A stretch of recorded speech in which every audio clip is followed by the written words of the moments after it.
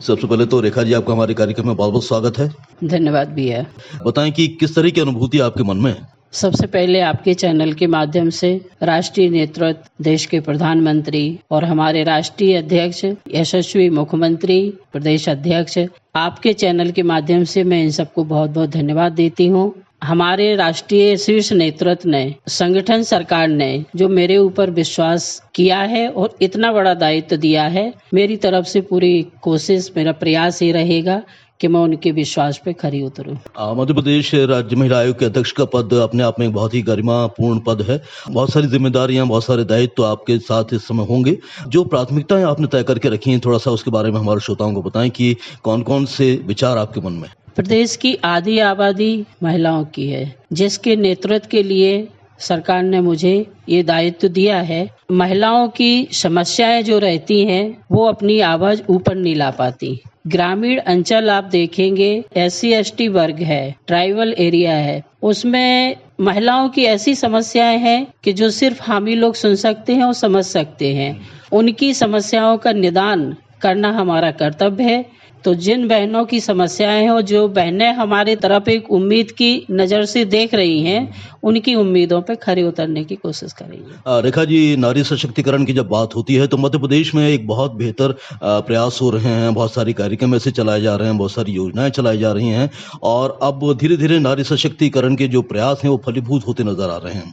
पूरे देश में आज मध्य प्रदेश का स्थान कहाँ पाती हैं आप महिला उत्थान को लेकर? देखिए, हमारे देश के प्रधानमंत्री भाई नरेंद्र मोदी जी हैं, मुख्यमंत्री जी हैं, इनका सबसे ज्यादा फोकस अगर है तो नारी उत्थान, नारी को मजबूत करना। जैसे लाडली लक्ष्मी हो गई, लाडली बहना हो गई, ये ऐसी योजनाएं हैं जिसमें महिलाएं आर्थिक रूप से सशक्त हो रही हैं, खुद अपने लिए कुछ डिसीजन ले पा रही हैं। एक समय वो था जब महिलाओं को एक बिंदी का पत्ता भी लेना है तो घर के पुरुष से पैसे मांगती थी, हाथ फैला के खड़ी थी। प्रधानमंत्री जी, उनने उन बहनों को मजबूत किया है कि कहीं हमारी बहनों को किसी के सामने हाथ ना फैलाना पड़े।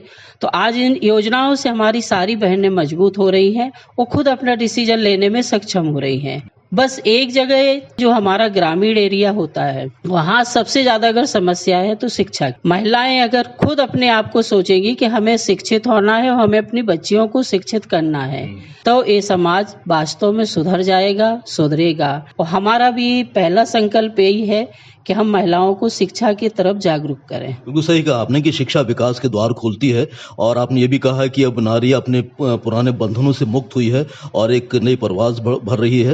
लेकिन फिर भी अभी बहुत सारे इलाके हैं जहां पर अपराध महिलाओं के साथ काफी देखा जा रहा है और ये स्थिति ना बने, उसको लेकर आप और क्या चाहती हैं कि किस तरह के प्रयास होने चाहिए, क्योंकि हमें नारी को एक उन्मुक्त गगन में ले जाना है? पहली बात तो अपराध को खत्म करने के लिए हम सबको अपनी मानसिकता सुधारना चाहिए। महिलाओं को इतनी बंदिश होती है, कष्ट तकलीफ उठाती रहेंगी लेकिन मर्यादा नहीं लांघती हैं, तो उन मर्यादाओं में बंधी होती है, इसलिए उनकी आवाज नीचे ही दबा दी जाती है। बैठेंगे हम लोग, बात करेंगे आपस में बैठ के, अपना जिलावार तहसीलवार एक ऐसे शिविर लगाएं कि जिसमें हमारी गांव की महिलाएं निकल के आए और वो अपनी जो उनकी पर्सनल समस्या है वो भी बताएं। ग्रामीण एरिया में स्वास्थ्य परीक्षण भी कराना चाहिए, क्योंकि वो भी ऐसी चीजें हैं जो एक तरह से उनके ऊपर अन्याय होता, अत्याचार होता है। वो आके अपनी आवाज उठाएंगी, अपनी बात रखेंगी हम लोगों तक, हम लोग उनकी समस्याओं को सुनेंगे और उसका निदान करेंगे जितने जल्दी हो सकता है उतने जल्दी।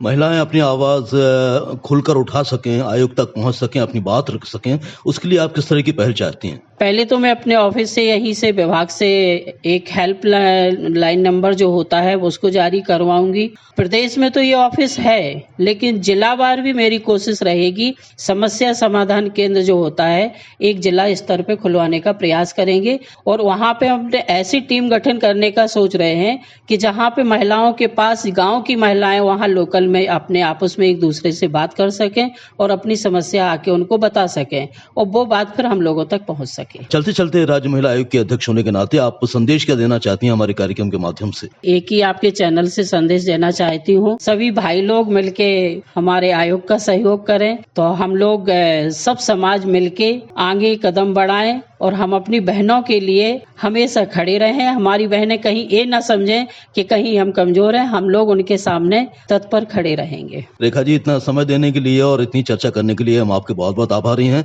आपको एक बार फिर से शुभकामनाएं देते हुए इस बातचीत को समाप्त करते हैं। बहुत बहुत धन्यवाद। धन्यवाद, नमस्कार।